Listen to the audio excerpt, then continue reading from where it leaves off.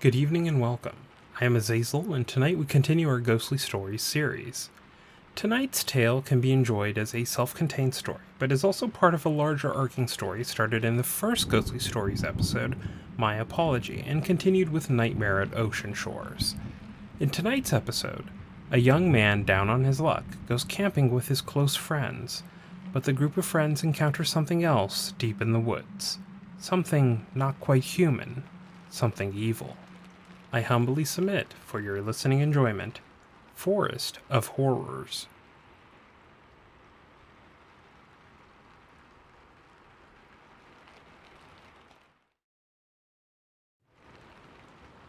Things fall apart. Ever since I had met up with my old college buddies at the airport earlier that day, that line from an English class a decade ago kept ringing in my head.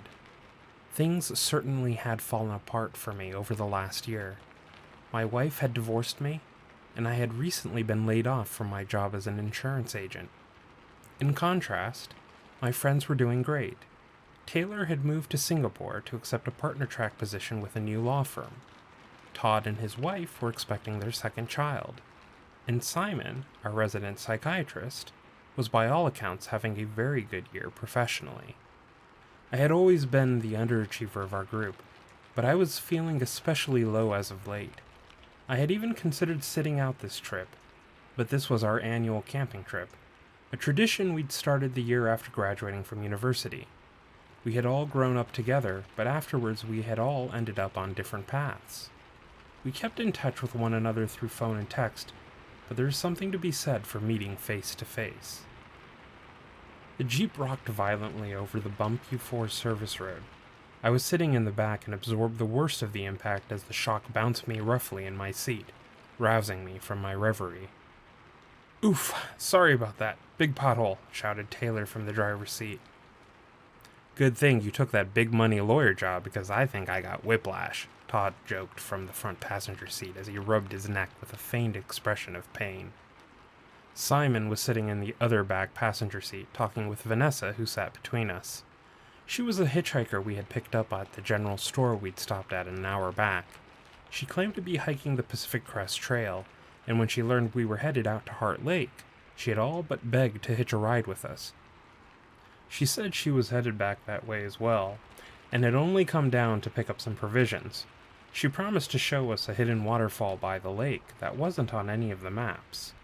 Without any hesitation, Todd had agreed, and shot me a knowing wink. That was just like Todd to do that. She looked to be a few years older than us. She had a thin frame and a gaunt face, with dark bags under her eyes that stood out against her pale skin. She struck me more as malnourished or sickly than someone who had been hiking for weeks. She seemed aware of her appearance and had made a passing comment about how she'd lost a lot of weight since starting out on the Pacific Crest Trail. Whatever doubts I had about her story were subdued by her upbeat and bubbly attitude. She had been gregarious with us all, but she seemed quite taken with Simon. The two of them had been engrossed in conversation about Simon's work since we had left the store. Simon loved to talk about himself, but I wondered when Vanessa would pick up that Simon played for the other team.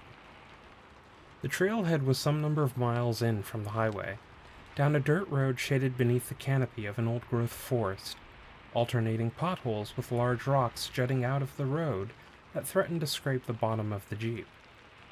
We left a large plume of dust behind us, the dust clouds swirling within the late afternoon sun rays that managed to peek through the forest canopy of fir and cedar trees. Looking around the Jeep, Taylor and Todd catching up in the front, and Simon telling Vanessa about his latest research project, I almost managed to forget my troubles. It wasn't long before the road terminated in a small gravel parking lot with a single SUV parked in the corner. As we got out of the Jeep, Todd quickly grabbed his bag and excused himself to jog over to the small outhouse that was next to the trailhead at the edge of the lot. The four of us began putting on our packs and getting ready for the hike to the lake. Taylor was helping Vanessa put on her pack while I approached Simon, who was standing near the rear of the Jeep. He was frozen in the middle of putting on his pack. He was staring intently at the trailhead with a stern expression. I looked that way trying to see what had his attention, but didn't see anything. "Something wrong?" I asked Simon. He continued staring for a moment. "I thought He started to answer. No. He shook his head and pulled his pack on. My eyes are just playing tricks on me. He smiled, but it seemed forced to me. I wasn't sure what he could possibly have seen that would made him react like that, but I decided not to push it. The hike into Heart Lake was spectacular. The trail was narrow and at times we had to climb over fallen logs or boulders, but otherwise was in good condition. We spied the snow-capped mountains above us through the breaks in the forest canopy. The last half had some significant elevation gain as we began going up some switchbacks. Off to the side of the trail was a mountain stream with crystal clear water that occasionally turned into a waterfall, providing us with some much appreciated cooling mist whenever the breeze blew our way. The birds chirped overhead as we made our way up the path. I cursed myself with every beleaguered breath for not keeping in shape over this past year. Luckily, the other guys were too engrossed with snapping photos of the waterfalls and the scenic vistas to notice my gasps for breath. I had fallen to the rear of the group. Vanessa was nice enough to keep me company. I asked her how much further it was to the lake, and she replied that it wasn't too much further as she wiped the sweat from her forehead. We chatted for a while. She asked the usual questions one asks of new acquaintances. When I told her that I was between jobs, she seemed to sense my discomfort with the topic and asked me about Simon instead. Just when I thought I would have to ask for the group to take a break, mercifully we reached the top of the switchbacks, and the trail flattened out substantially. We reached the lake just as the sun began to set. We took a spot just off the trail by the shore of the lake. We didn't see anyone else, so it appeared that we would have the lake to ourselves for the night. Working quickly in the dimming light, we unpacked our bags and set out to make our tents. Todd finished first and went over to help Vanessa, who seemed to be struggling with her tent. Taylor, Simon, and myself started collecting wood and making a campfire. It wasn't too much longer before we had everything set up. We all settled in around the campfire, cooking up hot dogs and drinking beers that we had brought with us. It was a full moon and cloudless, so we could clearly see the lake shimmering in the moonlight from our campsite. It was certainly a good time. We talked, traded stories, and laughed. At some point, Taylor broke out a bottle of scotch, which was met with cheers and applause as we passed it around, taking swigs from it. I don't recall how it came up, but the conversation eventually turned to the subject of ghosts and other such things. Todd had just finished telling us about how he was certain the new hospital he worked at was haunted because he had heard whispers and seen shadows. Tell us the truth. You're dipping into the pharmacy on your breaks, right? Taylor grinned as he took another drink from his beer. No, I'm being 100% serious. I've seen things, man, Todd said as he threaded a marshmallow onto a stick. I can't believe I'm hearing this. What's next, Todd? You're going to tell me the Tooth Fairy and Santa Claus are real too? Taylor said with exaggerated indignation. Todd rolled his eyes. Back me up, guys. Matt, you believe in this hocus-pocus stuff too? He said to me. I don't know. I've never seen anything, but you never know, I replied with a shrug. Visibly dissatisfied with my answer, he turned to Vanessa. I've never experienced anything myself, but there's too many stories throughout history and various cultures for it to just be nothing, she answered. He turned to Simon now, making a begging motion with his hands. Simon, you're my last hope for rational thought. As a registered shrink, please tell these whack jobs that are our friends that they are certifiable, Taylor pleaded. Simon chuckled as the bottle of scotch hung from his hand. Vanessa leaned forward, listening intently. Well, I would have been inclined to agree with you, but, Simon started. Oh no, they got you too? Taylor shook his head. Now, let me tell my story, Simon turned to Taylor, holding his hand up. He turned back towards the group. I have a friend who works for the police as a psychologist, and he gave me a ring a few weeks back. There was a politically sensitive case he was working on that had really gotten him worked up. I can't go into details, but they were trying to determine if this one subject was competent to stand trial. You see, this person was claiming to be haunted by the ghost of an adolescent girl. They also were claiming to be seeing monsters and was, well, that's not the important part. What had gotten my friend really twisted up was that while he was at the station assessing this individual, he had stepped out of the room for just a moment. and when he came back, the subject was gone.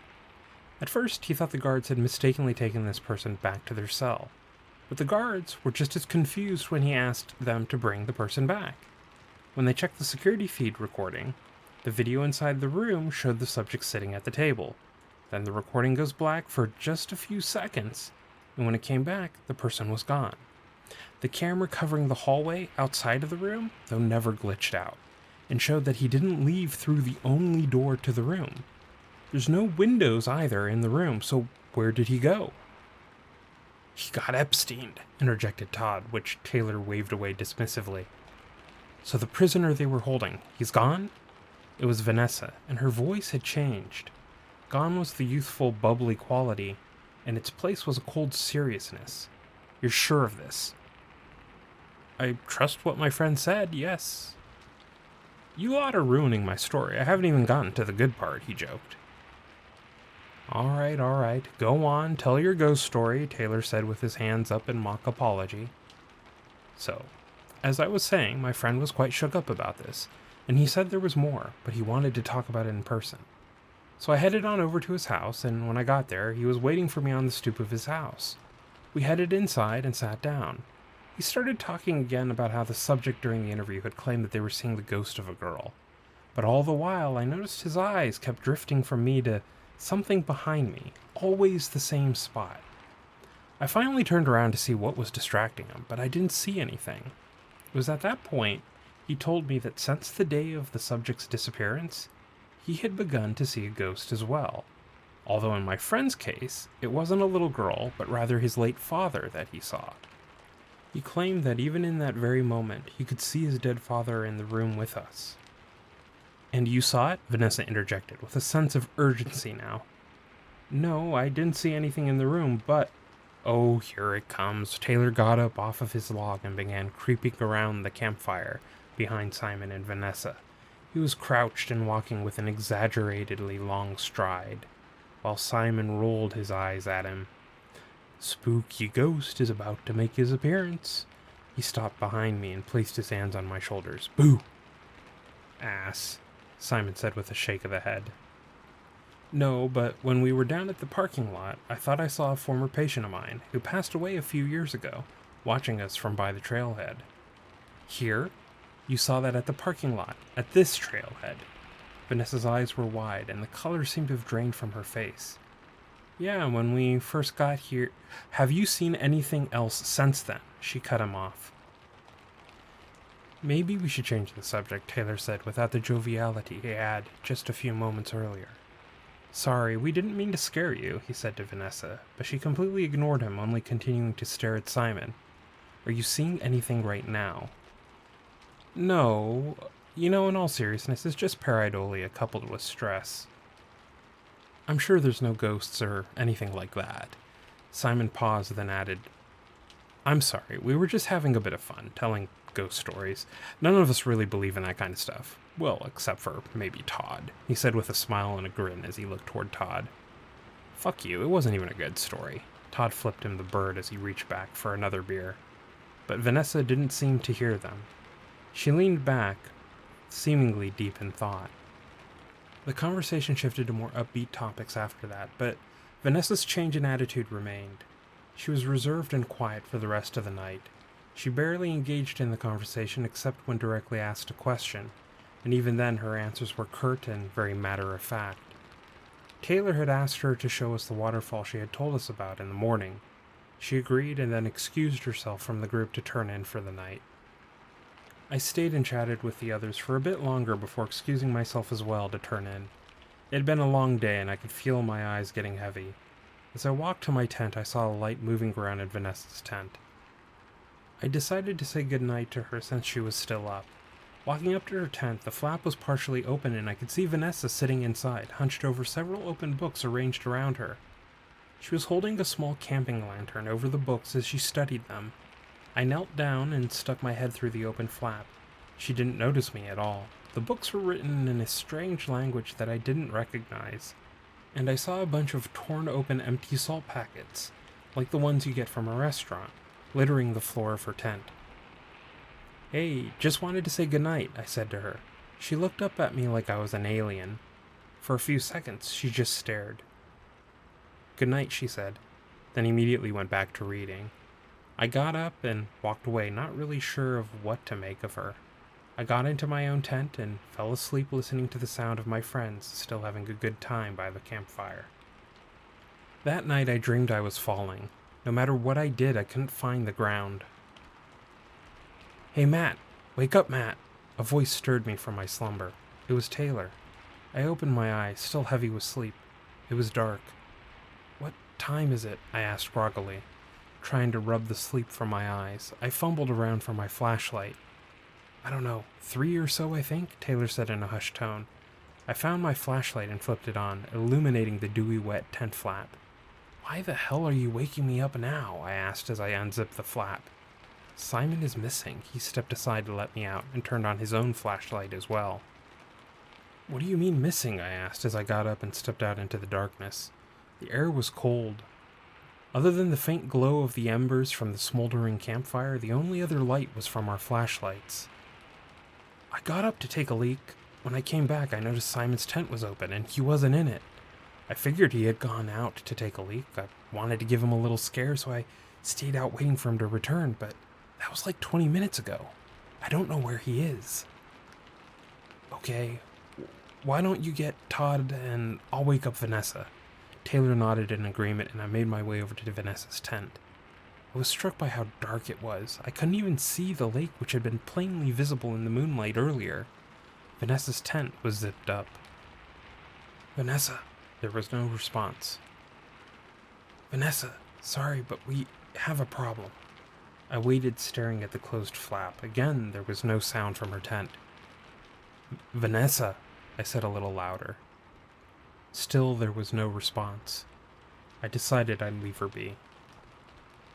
The three of us, Simon, Todd, and myself, headed out, calling out Taylor's name out into the black. The forest was a tomb. No movement, wind, or sound. Even along the lakeshore, the water was absolutely still. There was no sign of Simon as we returned to where we had started out from. We were debating what to do when we heard a voice call out from the camp. "Hello? Where is everyone?" It was Simon's voice. We quickly made our way back. The red glow from the smoldering embers partially illuminated Simon as he stood by the campfire. "There you guys are!" "Dude, where did you go?" Taylor brushed past me, going straight for Simon. "What? You were gone for over half an hour." "Was it? Well, I had to take a dump. Guess I need more fiber in my diet." Simon stood there, a grin slowly growing. "Did you guys really get worried? I'm touched." Todd slugged him in the shoulder. We all just shook our heads and headed back to bed. It was an anticlimactic end. Vanessa had slept straight through it. I awoke to the sizzle of frying bacon. I opened my eyes. I could see it was light out. I wiggled my way out of my sleeping bag. The air was absolutely frigid, and it did more to chase away the sleep than any cup of coffee ever could. It felt more like late fall than summer. I grabbed a sweater I had thankfully packed and pulled it on. I stepped out to see Todd and Taylor sitting by the campfire. The smoky sweet aroma of frying bacon filled the air. Walking over to them, I could hear Simon waking up in his own tent. Vanessa's tent was still zipped up and silent. Todd and Taylor were preparing some bacon and pancakes over the campfire coals. I joined them and we chatted as they served up breakfast. It wasn't long before Simon came out and joined us. Vanessa still had not gotten up by the time all four of us were done eating. Simon made her a plate and walked over to her tent to check on her. Todd, Taylor, and I were talking about our plans for the day when we heard Simon shout. "Hey guys, come over here," Simon said from in front of Vanessa's tent. He'd apparently decided to go ahead and open her tent when she hadn't responded. The three of us came over to find the inside of Vanessa's tent was completely empty. No sleeping bag, backpack, gear, or books. Only a few food wrappers and empty salt packets. "Great, you scared her off with your weird ghost talk last night." Todd slugged Simon in the shoulder. "Why'd she leave her tent? Maybe she just went for a walk," mused Taylor. It was unclear whether Vanessa had truly left or was coming back, so we stayed in camp for another hour, waiting to see if she would return. When she didn't, Simon scrawled a note telling her we were headed to the next lake on the trail and left it in her tent. The day's hike was unremarkable, except for how quiet it was. It was Taylor who had first pointed out that we hadn't heard any birds or wildlife since last night.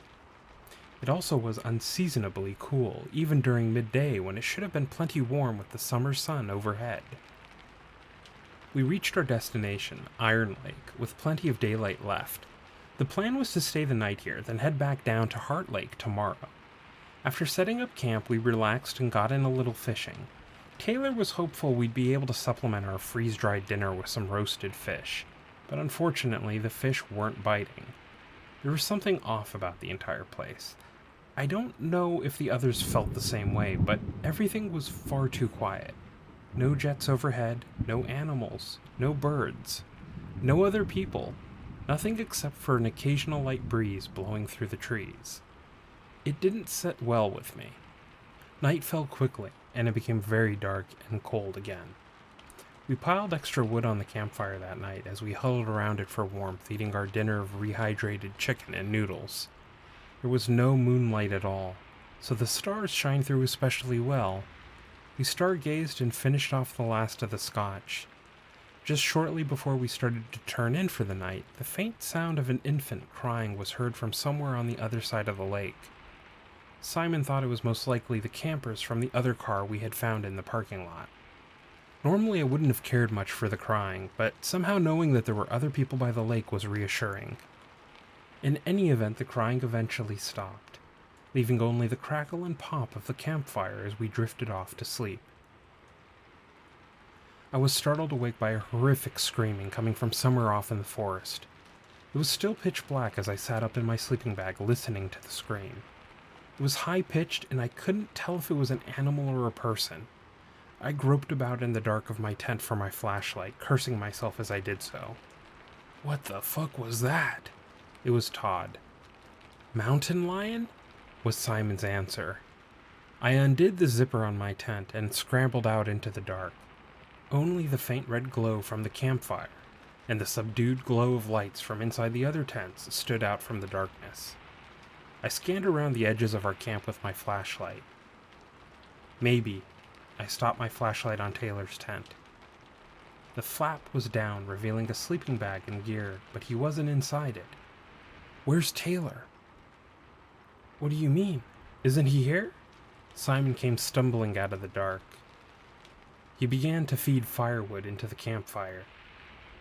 His tent is open, but he isn't inside, I answered, watching the forest's edge. The flames were starting to catch on the new wood, casting flickers of light onto the tree line.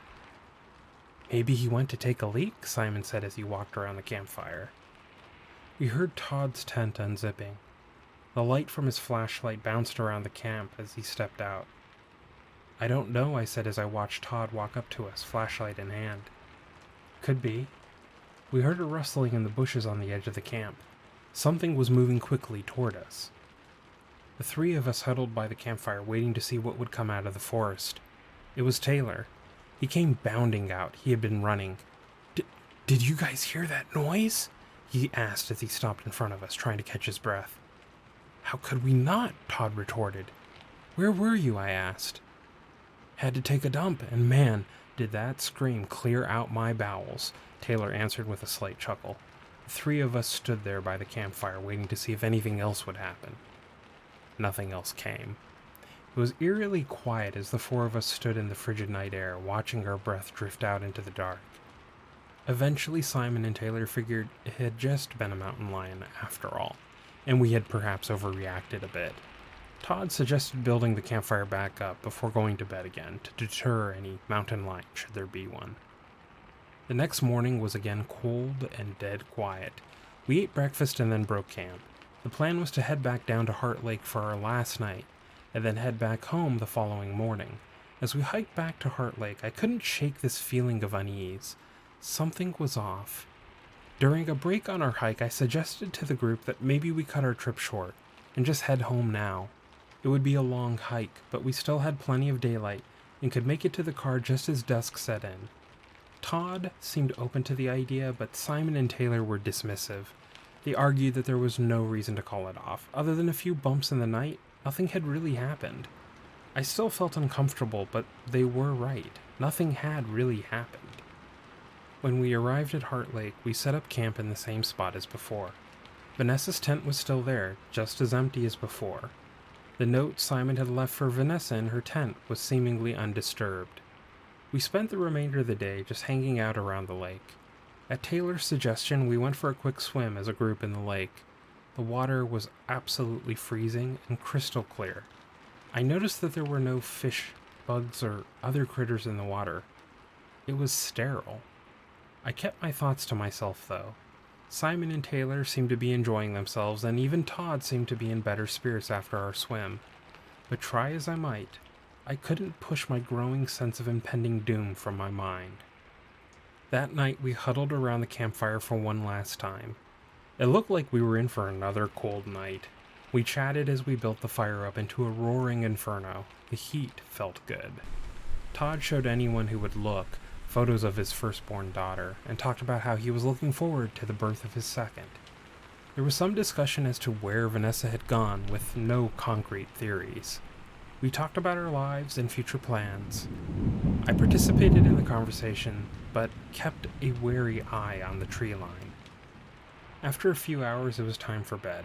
We had agreed to get up at first light and then head on back to the car. As I laid down in my tent, I thought to myself that perhaps I had overreacted. Maybe everything was going to be all right after all. I awoke to a loud, deafening bang. It sounded like a gunshot. Then it was followed by 2 quick bangs, definitely gunshots. The sound had been relatively close. I stared wide-eyed in the total darkness, seeing nothing. I fumbled for my flashlight, but hesitated to turn it on. I listened. No sound other than the familiar popping of the campfire embers burning down. "Help!" It was Todd's voice coming from somewhere out in the forest. "Guys, help!" There was palpable fear in his voice, and I sprang into action, flicking the flashlight on and barreling out of my tent. "Where are you?" I shouted out into the forest. "Over here," was the response. I ran in the direction of his voice, my flashlight illuminating my way through the dark. I almost tripped over Todd as I ran through the forest. Todd was lying on his back, holding a revolver in his trembling hand. He had it pointed at a second body sprawled on the ground. The body wasn't moving, and at first I thought it was Simon because of the clothes, but there was something off about the proportions. My mind was racing. Too much information, too many questions.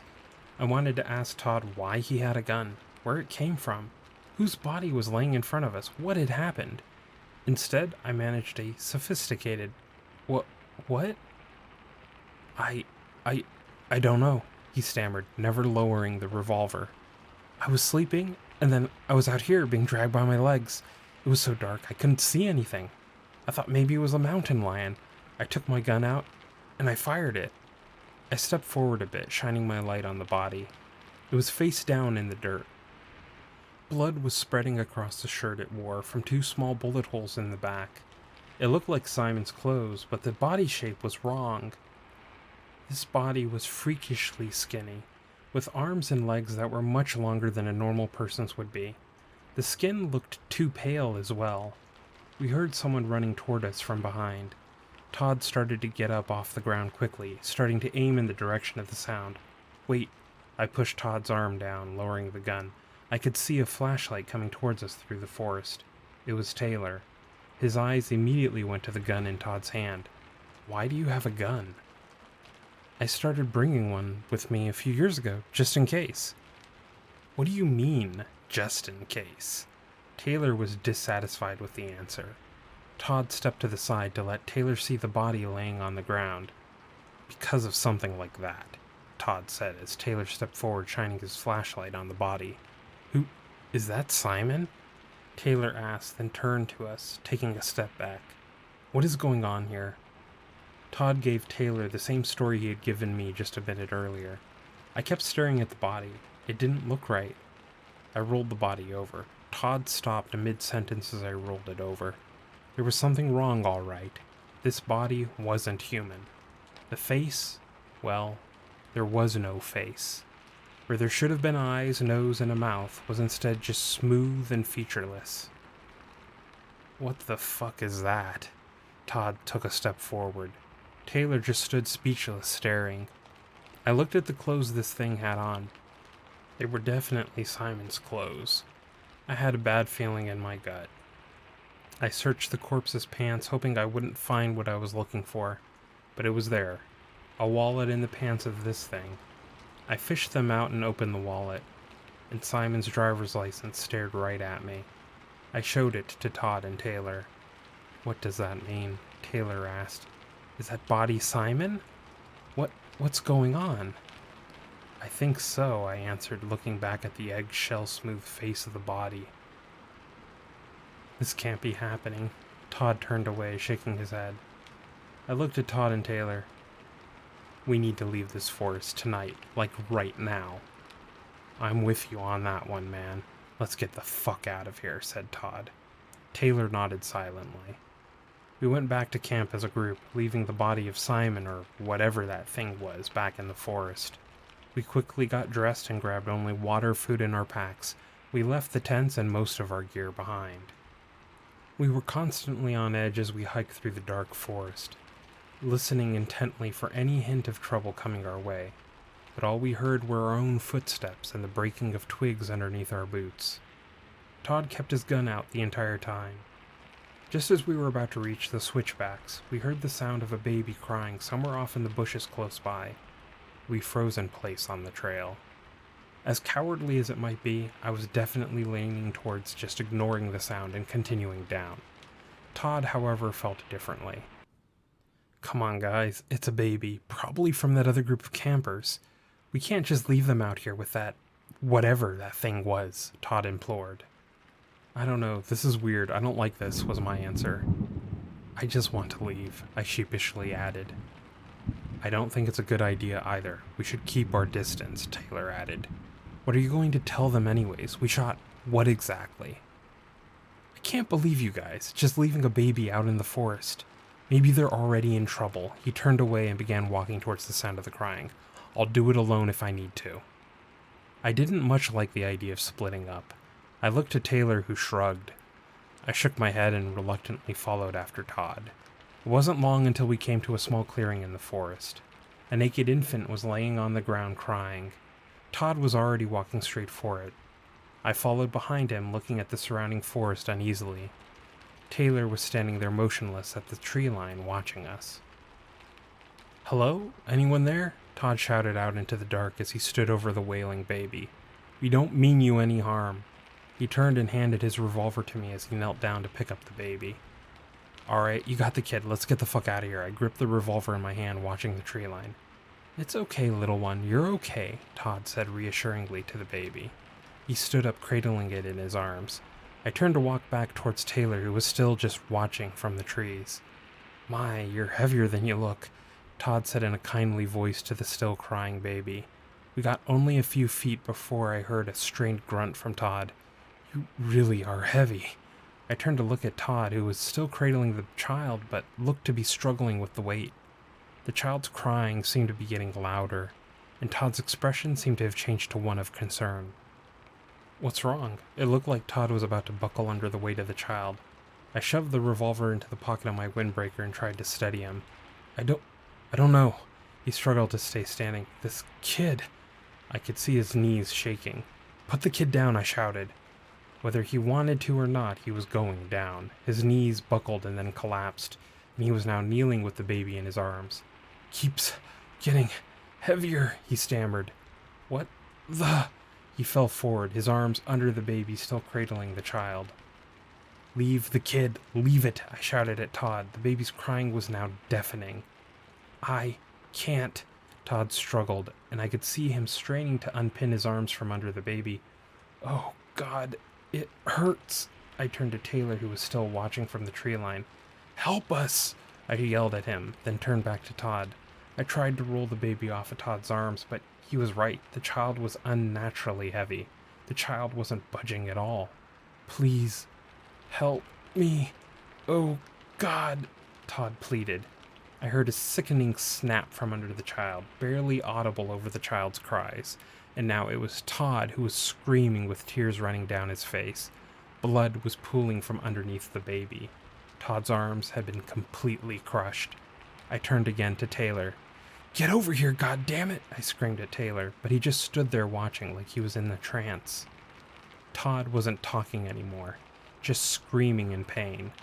The baby's cries were now vibrating in my teeth, they were so loud. I looked and knew that there was no other choice. Todd's arms were a bloody mess, but he was still trapped by the mangled flesh anchored under the baby. I pulled my pack off and pulled the hatchet we used for firewood out. I stood back up with the hatchet raised above my head. I looked at Todd, his face wet with tears. "I'm sorry." He probably didn't hear it over all the screaming and the crying. I brought the hatchet down on either side of the baby, hacking away at Todd's mangled arms. Over and over I swung. It took an ungodly amount of blows, but finally Todd was free. Todd had passed out from the pain, and I dragged his limp body away from the still wailing baby. There was so much blood pouring out from the stumps that had been his arms. I ripped my own belt off and applied a crude but effective tourniquet to one arm. I undid Todd's own belt and applied it to the other arm. It seemed to have worked. I looked at Taylor again. "Help us!" "Sorry." Taylor finally seemed to snap out of it and came rushing over. I looked back at the baby only to find it had vanished, leaving only a pulpy mash of flesh that had once been Todd's arms behind. We quickly patched Todd up as best we could, and then with one of us on either side of him, we started carrying him with us back towards the switchbacks.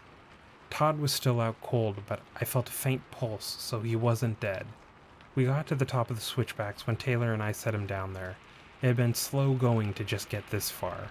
As we both sat in the dirt catching our breath, Taylor spoke what I had already been thinking. "There's no way we're getting down the switchbacks with Todd like this." "I know," I replied grimly. "I'll give you the keys to the car. You should go on and get help. I'll stay with Todd." "Are you sure, with those things out there?" I looked at him incredulously. "It's my fault. When you said to leave earlier today, I said to stay. And just now, back there, I froze up. If I had listened or helped you guys earlier, this might not have happened. If you give me Todd's gun, we'll have a fighting chance if anything comes our way." I looked down at my windbreaker, where the revolver was. I wasn't sure if any of that was true, but I wanted to get out, and he was right.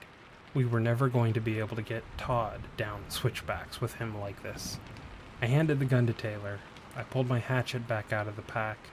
It wasn't as good as the gun, but it was at least something. "Thank you." I nodded to him and headed off. I had gone down the second set of switchbacks when I realized I'd made an idiotic mistake. I had forgotten to take the keys from Taylor. I quickly doubled back up. Breathing heavily, I ran back to find Taylor with his back to me, leaning over Todd. "I forgot the keys," I panted, resting my hands on my knees, catching my breath. Taylor straightened up and slowly turned. I realized something was horribly wrong. His body shape was all wrong. He was thin and spindly. I tensed up, holding my hatchet defensively in one hand while I shined my flashlight directly at Todd and Taylor with the other. As Taylor turned his head, I saw that he had no face.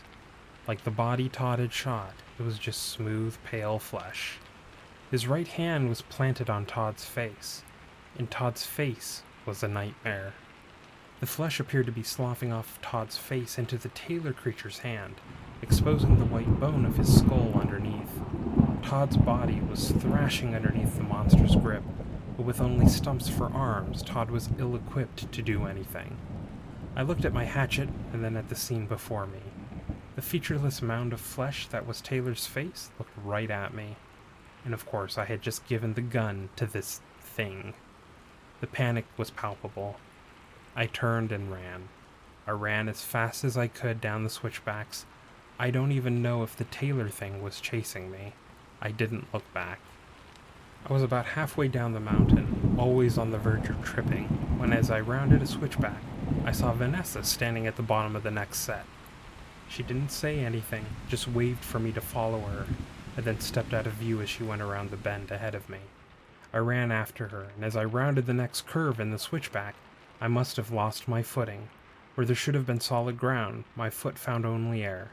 I fell and hit my head on something hard. When I woke up, there was a faint light in the forest. It was still dark, but the moonlight lit up the forest. I wasn't sure how long I had been out. I got on my feet and felt a cut on my forehead. There was a trickle of blood running down my face. I could see Vanessa was standing silently, watching me from a ways down the trail. She made a motion for me to follow her, and then began to run. I chased after her in this forest of grays and shadows. Before long, we were in the parking lot. Taylor's car and the other car were still there, but without the keys, I felt hopeless. Vanessa didn't even stop for a moment. She just kept running straight through the lot and onto the Forest Service Road. I honestly don't know where she got all that energy from. As I ran by Taylor's car, I caught movement coming toward me from behind the car. "Hey, where—" I planted my hatchet into the neck of my assailant. In the pale moonlight, I saw the surprised, anguished face of Simon fall away into the shadows, with my hatchet buried in its neck. The revelation that there were more of those things down here gave me the extra kick of energy my body needed. I ran after Vanessa. My body was operating purely on adrenaline now. My heart felt like it was about to explode. Finally, we came up upon the main highway. Vanessa was standing by the road, jumping and waving at a light coming towards us from down the road a ways. It was a semi. I understood her message. I ran up onto the highway and began waving my arms frantically. Either the trucker would stop, or they would hit me. Luckily for me, it was the former. We climbed into the cab of the semi, and I told the trucker of what had transpired. The trucker nodded and said he'd take me to the nearest police station. I don't know if he believed me, but I was just relieved to have escaped. I was so tired I nodded off in the truck. When I woke up a short while later, Vanessa was gone. It was just the trucker and myself in the cab. I asked the trucker where she had gone. The trucker looked at me like I was mad. He said I was alone when I flagged him down. I didn't argue with him, I just sat quietly thinking it through. I sat like that for a good 5 minutes before I caught something in the rearview mirror. It was Vanessa sitting right next to me. I turned and looked, but she wasn't there. I started chuckling. Then I couldn't hold it in any longer, and I was laughing hysterically. The center does not hold. This concludes tonight's episode of Ghostly Stories. Thank you for watching, and I hope you enjoyed the show. This story will continue in the next installment of Ghostly Stories. The next release will be Ghostly Japan, with the final segment of our exploration of paranormal Machida. If you enjoyed this video and would like to see more, please consider hitting the like and subscribe. Have a wonderful evening, and see you in the next video.